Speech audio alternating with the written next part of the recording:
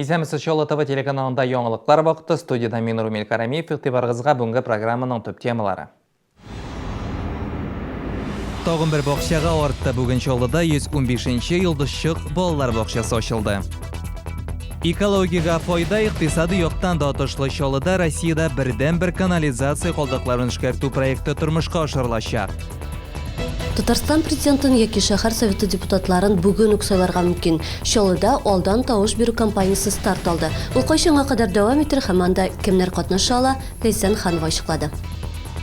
Август азагына лицензия юллары әзер булырга тиеш иде. Бирдә төзекләндерү эшләре кайчан тәмамланыр, Гүзәл Шихапова ачыклады.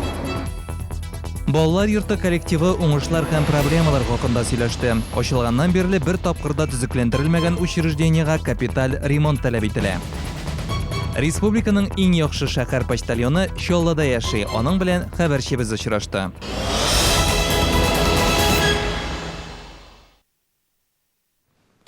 Бүген 115-нче йолдызчык балалар бакчасы ачылды. Ул яңа шәһәрнең 13-нче мәхәлләсендә урнашкан. Бакча 240 балага исәпләнгән ачу тантанасында Дәүләт Думасы депутаты Әлфия Кагогина, Республиканың Мәгариф министрлыгы белешчеләре Наил Мәгдиев катнашты. Алар балаларны яңа бакча ачылу белән котлады. Уку өчен кирәк яраклы җиһазлар алуга 100 000 сумлык сертификат һәм балалар китаплары бүләк итте. Быел шәһәрдә барлыгы 6 бакча төзелә. Бүген 3-нчесе куллануга тапшырылды. Владимир Путин указал, что любая семья в нашей стране... Владимир Путин илдә һәр гаиләдә мәктәпкәчә белем алуга хокуклы дип ассызыклый. Алар бакчаны чиратсыз һәм проблемаларсыз алырга тиеш. Барлык республикаларда моңа ирешә алмый. Татарстанда әлеге проблема яхшы хәл ителә. Мы поздравляем всех вас с новосельем. Если хотите, мы сами как дети радуемся тому, что у нас получилось.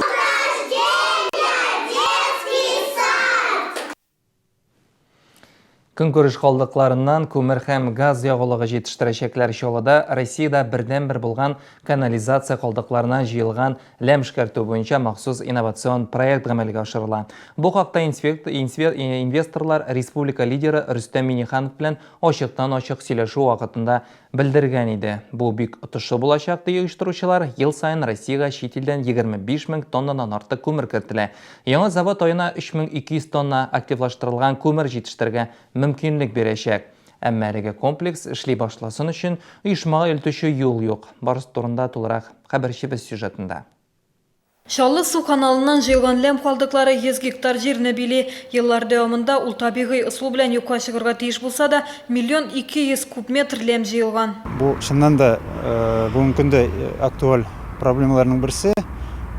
Бу иловый поля алар күптән инде барсада тулган. Шушы иловый осадок белән. Шәһәрдәге шундый калдыкларны эшкәртү проектларын булдыру белән Казан Федераль университетының инженеринг үзәгендә дә шөгыльләнәләр. Әгәр бу ләмне вакытында эшкәртмәсәң, начар ис чыгачак, авыр металл калдыклары туфракка, грунт суларына эләгәчәк. Вещества могут проникнуть в малые и большие реки. Бу матдәләр зур һәм кече елгаларга эләгергә мөмкин. Еллар дәвамында яткан ләм үсемлекләр һәм хайваннар, бөҗәкләр дөньясына да начар тәэсир итә. Әгәр бу калдыкларда медицина препаратлары, антибиотиклар булуын да искә алсаң, бу мутацияларга китерергә мөмкин. Ләм калдыкларын эшкәртү проблемасы 2013 елдан бирле карала. Германиядәге инженеринг оешма Шаллыга килеп хәлне өйрәнде. Шаллы су каналы белән берлектә шәһәрдә эшкәртүче комплекс төзергә кирәк дигән карарга киләләр. Тест режимында җайланмаларны эшләтеп караганнар инде. Барысы да уңышлы узган. Оешма елына 30 000 тонна ләм эшкәртеп, күмер һәм газ ягулык җиткерә алыр иде. Бу шәһәргә генә түгел, республика ил эчендә отышлы булачак. Әлегә Россиягә ел саен 25 тонна күмер чит илдән кертелә, әмма комплекс эшли башласын өчен юл юк. Почему мы на сегодняшний день не можем? Без бу юлны үзебез төзекләндермәс өчен сәбәпләр бар. Беренчедән, бу безнең территория түгел. Икенчедән, валюталар курсы тотрыклы булмас сәбәпле безнең акчабыз җитми. Әгәр без бу проектны әзерләгәндә евро 45 сум торса, хәзер аның бәясе үзгәреп тора. Комплекска барыр өчен Кама автобазарын узырга кирәк. Барлыгы 2 чакрымлап юл юк. Кичә кич бу урынны Наил Мәгдиев карады. Ул бирегә юл кирәк дип белдерде. Оешма 1 ноябрьдән эшли башларга тиеш. Димәк, бу вакытка кадәр биредә юл булачак. Гүзәл Шихапова, Айрат Закиров, Шолы ТВ, яңалыклар.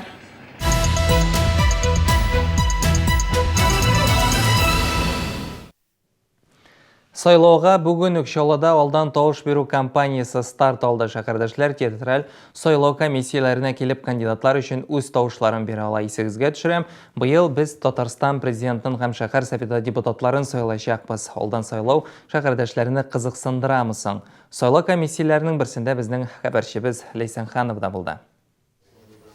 Әлфия Шейдуллина Үзәк территориаль сойлау комиссиясына ең біріншілерден болып келді. Өз адресі бойынша сойлау участогын белгілегеш ғариза язды. Анда ise не себеплі кандидатлар үшін алдан тауыш беруге тілеуін көрсетті. Мен отпускаға кетем, шоның үшін бүгін ең бірінші күні келіп тауыш беруге ойладым. Міне анда бек яқшығына орнашқандар, бүтінсі де яқшығына. Елінің не үшін тауыш беруге ойлайым? Çünkü мен бұл елінің гражданины, мен шоның үшін елінің келешегі мені бекінік бұршы. Алдан тауыш беру закон негізінде белгіленген мүмкінлік. Шолуда ол 3 орында автозавод, комсомол, Үзәк район администрацияларында өткәрілі. Мұның үшін бары тек алдан сойлауда қатнашу себебін көрсетіп, ғариза язуғына керек. Бүгінгі күнде тауыш беруге келе алалар іш білән бәйләнгән вақытлар була, командировка китәргә кирәк, вакытлы метод белән эшләгән кешеләр киләләр, ширле кешеләр, лечениягә чыгып китүче кешеләр, 13 көнне эшли торган кешеләр. Менә бездә шәһәрдә бик күп кеше эшлиләр график буенча. Алдан тауыш беру 2 сентябрьдан 8-нәчә территориаль сойлау комиссияларында оештырыла. Шәһәрдәшләр барысы да 2 дәнедә ғариза язды. Аларның берсе Татарстан президенты сойлауларына кагылышлы, икенчесе шәһәр советы депутатларына. Сойлаучылар өчен тауыш беру мөһим чара. Безнең сайлауларда катнашуыбыз безнең балаларыбыз өчен, үзебезнең тормышыбыз өчен бик мөһим бүгенге көндә. Безнең республика бик алга киткән республика, тормышыбыз алга киткән, тыныч. Иң мөһиме шул хәзерге көндә. В нашем центральном районе 2952 подъезда. Безнең Үзәк районында 2952 подъезд бар. Без аларның һәрберсендә йөреп чыктык. Белдерүләр ябыштырдык. Аларда 13 сентябрьдә Татарстан президентын, шәһәр советы депутатларын сайлаячагыбызны күрсәттек. Кешеләр килеп, киләчәгебез өчен үз тавышларын бирсеннәр иде. Территориаль сойлау комиссиялары кичке 4-тән 8-гә кадәр эшләячәк. Күргәнебезчә, халык шактый күп һәм бер кешегә бюллетеннарны тутыру өчен 5 минут тирәсе вакыт китә. Ә инде кичке 8-дән соң сайлаучыларны кабул итәчәкләрме, юкмы, бусын инде комиссия әгъзалары үзләре хәл итә. Территориаль сойлау комиссияларында тауыш бирүгә өлгерә алмаучылар участокларга килә ала. Алар 9 сентябрьдан 12-сенә кадәр эшләячәк. 13 сентябрьдә исә бердәм тауыш бирү көне. Лейсан Ханова, Дмитрий Рачев, Шолы ТВ, яңалыклар. Лицацех юллары август азагына әзер булырга тиеш иде. Июнь айында Наил Мәгдиев Комдорстрой оешмасы алдында шундый бурыч куйды. Бер ай үтте, әмма юллар әле тулысы белән әзер түгел. Юлчылар барлыгы 8,5 километр асфальт җәя алды. Ремонт эшләре ничек бара? Лицацехта безнең хәбәрчебез дә эшләде. Эшчеләр тәүлек дәвамында биредә объектны вакытында тапшырырга һава торышы комачаулаган. Яңгыр яуган сайын шыкырлардагы суны суыртып алырга туры килгән. Явым-төшем вакытында асфальт җәю эшләрен бөтенләй туктатып торганнар. Яңгырда эшләсәң юллар сыйфатсыз булыр диде төзекләндерүчеләр. Юллар салуны лицацехта яшәүчеләр Стәнәгать зонасына эшкә йөрүчеләр дә күптән көтте. Вся дорога проблемная была. Проблема юлның буеннан-буена бар иде. Техника һәр даим ватыла иде. Пычрак, авариялар еш була иде. Хәзер бик әйбәт, бирдә мондый яхшы юллар шәһәр тарихында беренче тапкыр. Тут асфальта вообще не было, можно сказать. Бирдә асфальт бөтенләй юк иде, бетон гына, юллар бик начар иде. Приходилось ездить здесь, а чтобы... Бирегә эш буенча йөрергә туры килә иде. Техника нәкъ бирдәге юллар аркасында ватыла дип әйтә алмыйм, әмма юллар бик начар иде. Хәзер Аллага шөкер куанып йөрибез. Я приехал с Волгограда. Мин Волгоградтан килдем, юллар ошады. Юллар Садовая, Шлюзовая һәм авторемонтный урамнарында төзекләндерелә. 3 кат асфальт җәелә. Хәзер 3-нче катның нибары 2 чакрымына гына асфальт түшисе калган. Остается, значит, километр по Шлюзовой. Шлюзовая урамы буенча эске катламның 1 чакрымы һәм Садовая урамында да эске катламның 1 чакрымын ясап бетерәсе калды. Башка эшләр тәмам. Хәзер юл кырыйларын төзәтәбез. Барлык эшләрне тәмамлар өчен 10 көнләп вакыт кирәк. Хәзер яңгырлар булса да комачауламаска тиеш. Чөнки эшчеләргә нигездә юл кырыйларын төзекләндерәсе һәм юл билгеләрен урнаштырасы калган. Шунысы мөһим, бирдә җәяүле юлларын күрсәтүче билгеләр дә куелачак, зебрлар да ясаячаклар. Гүзәл Шихапова, Айрат Закиров, Шолы ТВ, яңалыклар. Алда безне реклама чыгарылышы көтә, бездән аерылмагыз. Балалар йорты коллективы уңышлар һәм проблемалар хакында сөйләште. Ачылганнан бирле бер тапкырда төзекләндерелмәгән учреждениегә капиталь ремонт таләп ителә. Республиканың иң яхшы шәһәр почтальоны Чаллыда яши. Аның белән хәбәрчебез очрашты.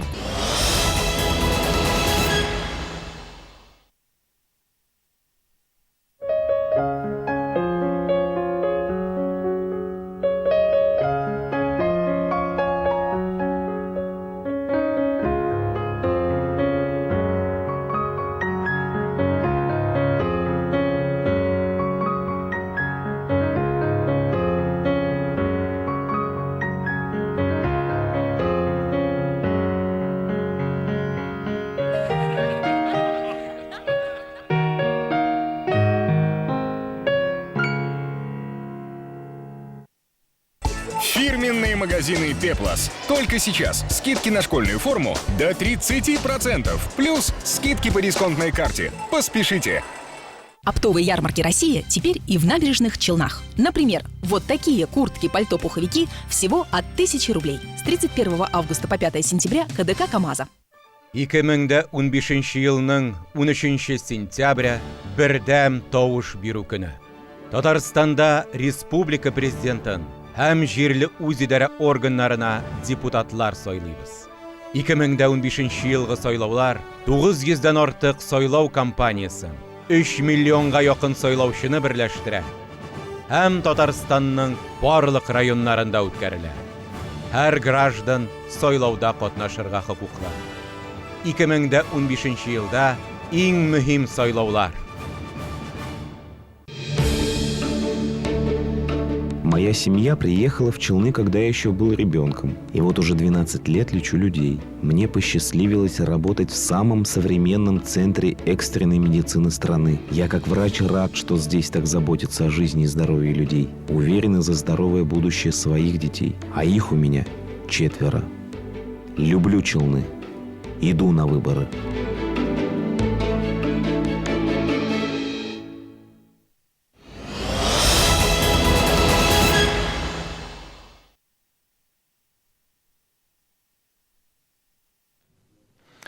Сіз Чаллы ТВ телеканалын қарайсыз, дәвам етебіз.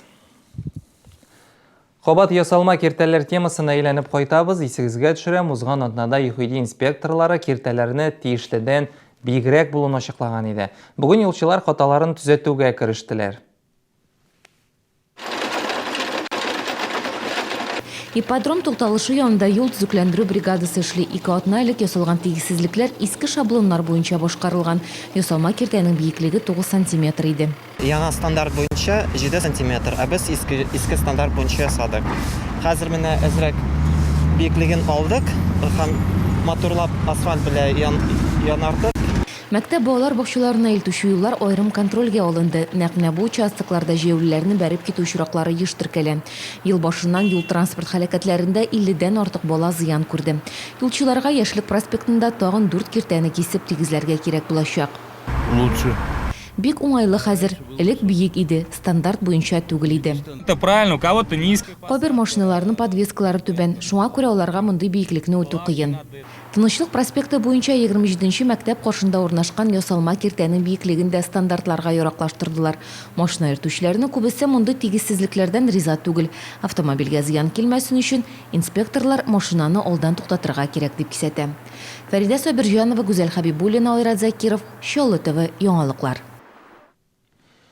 Чаллының полиция хезмәткәрләре сәүдә үзәгеннән 250 мең сум акча урлаган каракның изенә төште. Аны 1 елдан соң Санкт-Петербургта таптылар. Моның өчен хукук сакчыларына Петербургка барырга туры килде. 40 яшьлек Ират берничә тапкыр хөкем ителгән. Хәзер аңа 5 елга кадәр ирегеннән мәхрүм итү яный.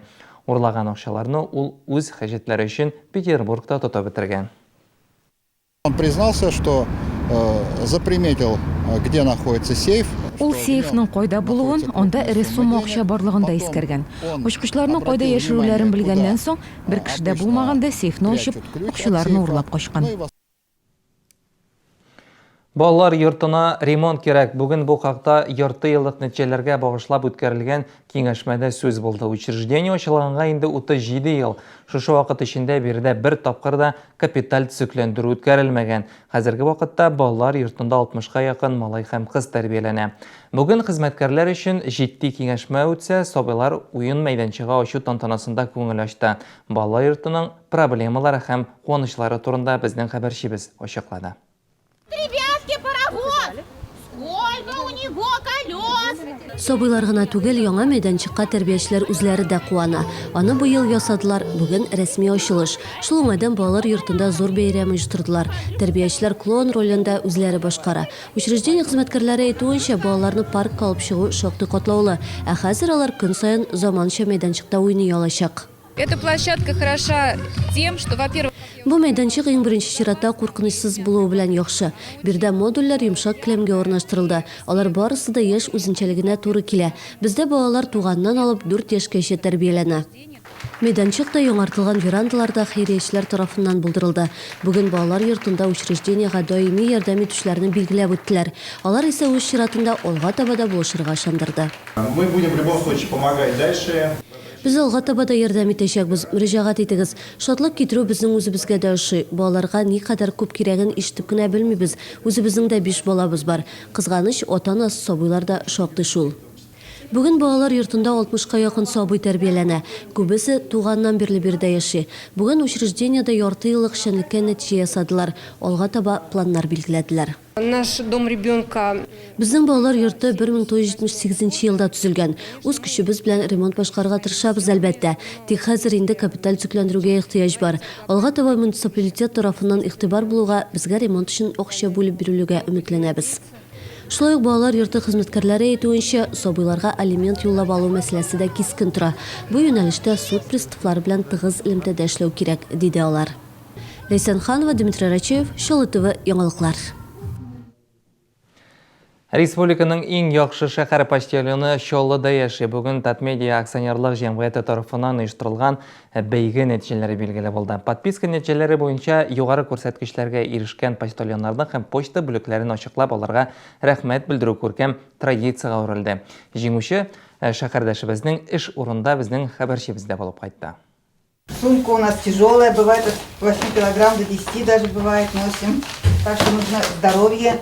Эше авыр булса да зарланырга күнекмәгән һәр вакыт яшь һәм шат күңелле ханымның исеме дә җисеменә туры килә. Бик сирәк очрый торган исем аның Неонила, грек теленнән һәр вакыт яшь дигәнне аңлата. Хезмәттәшләре яратып Нейля дип дәшәләр. Ей показалось очень трудно. Эшкә урнашкан вакытта аңа бик авыр тоелган иде. Нейля күнегерсең дидем. Менә хәзер инде 12 ел бергә эшлибез. Все ее клиенты, подписчики знают. Барлык клиентлар аны белә, таный, үз эшен җиренә җиткереп башкара. Мондый почтальоннар күбрәк булсын иде. Неонила Кислицкая көн саен хат һәм газеталар тарата. Почтальон эше уяу булуны таләп итә. Усал итләрдән саклану өчен газ баллончыгы йөртәм ди, әмма әле бер качанда файдаланганы булмаган.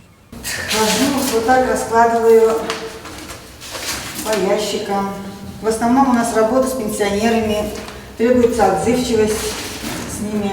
Уртак телне һәркем белән таба белә. Моны шәһәрдәшләр үзләре дә раслый. Я пишу письма сестре. Мин Украинага апага хат язам. Хат килсә, Неонила Ангамовна шуны хәбәр итә. Һәр вакыт бәя үзгәреп тора. Марка җитмәсә, үзе дә ябыштырып җибәрә. Неонила Кислицкаяга 6 йортта булып шәһәрдәшләргә газета журналларга язылу турында хәбәр итәсе бар. Почтальонга еш кына социаль хезмәткәр, психолог та булырга туры килә.